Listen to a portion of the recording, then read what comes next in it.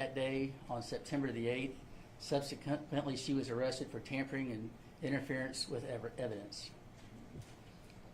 Then on September the 10th of 2022, she again spoke with investigators and detectives and confessed to her part in the murder. At that time, a second warrant was issued for her for murder.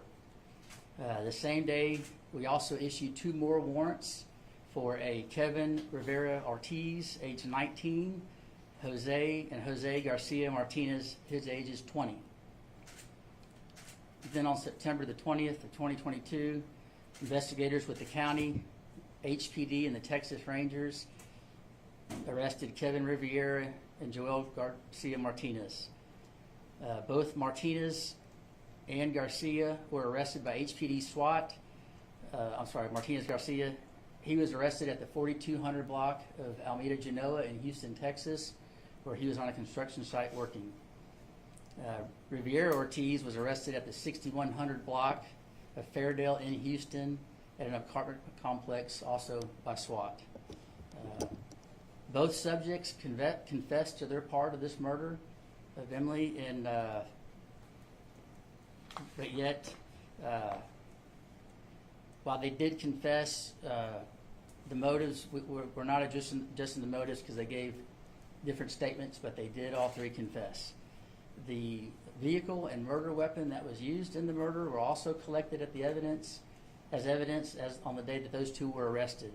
The vehicle was found in possession of one, the handgun with Ortiz. The victim and all 3 of these acquaintances, or all 3 were acquaintances with the victim. I'm sorry. This has been a long investigation. It moved fast. If it wasn't for HPD and the Rangers, the DA's office, it would have taken a while. All these agencies worked together to get these 3 suspects in custody. It's an ongoing investigation. I am going to answer some questions, but I'm going to be limited as to what I can answer. Obviously, you guys are aware of that.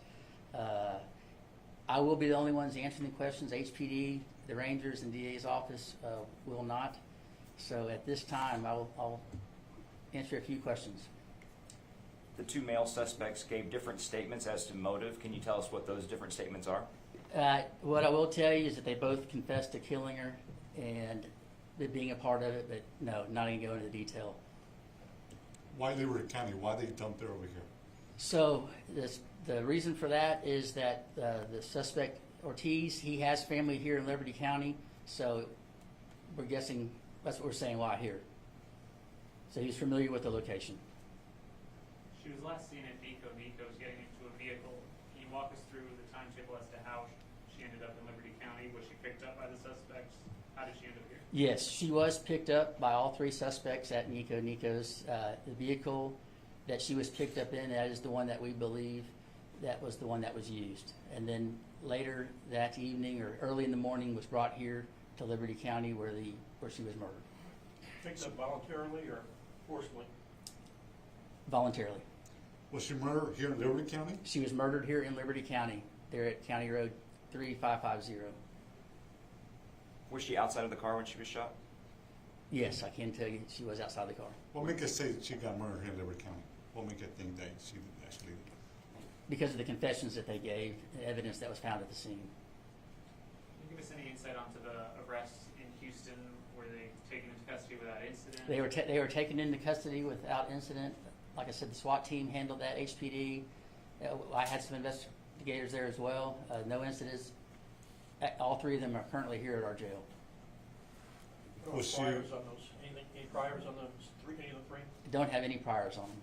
Was she luring to get into the car with them, or was she willing to get in the car? We're speculating she just got. I say speculating. She just got into the car with them. We don't. And all 3 picked her up? Yes. Is acquaintance the best relationship status you can give us, or was there a boyfriend, girlfriend with any of them? Or anything like that? Kevin and the victim were in a prior relationship. Not sure of the nature of it, but yes. Romantic relationship? Yes. How many times was she shot? She was shot twice. What part of the body? She was shot in the head and the side. Are they still talking to you guys? I don't have that information at this time. do not know. Can't answer that one. Anything else? Is there a bond set for them or anything? There is a bond set. I forget what it is. It is posted on our website, but it has been set. We reported earlier this week that this may have some gang ties. Can you elaborate? Do we know for sure it was gang related? Is it not gang related? We don't know, and since we don't know, we're not going to speculate and answer that. You think that more people are involved in this? At this time, the investigation has revealed we have the right 3 people in custody at this time, and if it develops further, like I said, it's ongoing potential. If it warrants that, yes, then we will make more arrests. What is it that you're investigating more? Just gathering evidence, checking timelines, facts. You know, once the arrest is made, doesn't mean that the investigation is over. There's a lot more to it. Preparing it, getting ready for court. Have y'all recovered the gun? We believe we recovered the gun the day that Kevin was arrested. They will do a ballistics check on that as well as the casings to verify. But Can you tell me what kind of firearm it was? it was a 9mm. Who had the gun? What's the gun in possession of? Kevin. Is the other agency still going to continue help with the investigation? Yes. Can you describe how important or critical that first interview, finding that first female friend, I'm assuming speaking to her led to everything else? That set the pace for the investigation. For a couple hours, we did not have any identification on her. That took a little bit, which led to we did get it. And we're able to track down some of her friends. It led us to her, and then it took off from there. So she was killed the same day she was picked up? She was killed in the early morning so when she was picked up that evening, she was killed in the early morning hours the next day. So she didn't even go home that night? She did not go home, no. The people that were involved in the murder, are they lawfully here in the country? Catherine, I'm calling them by their first names, she appears to be here with the correct paperwork. The 2 male subjects, no. What nationality are they? One is from Honduras. I believe the other is El Salvador, and I believe that I don't have the correct answer for Catherine. Did they attend high school or in school? That's unknown. I do not know. Which is from where? You said, I don't have that in front of me. I can get that to you. I think we've already released that. Were they employed?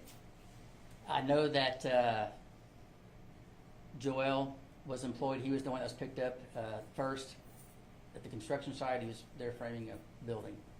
Who owns the vehicle? He was in possession of the vehicle. I do not know who owned it. So the victim, you don't know if she attended school or it was in high school? So she was working. She had 2 jobs, one at Nico's and McDonald's.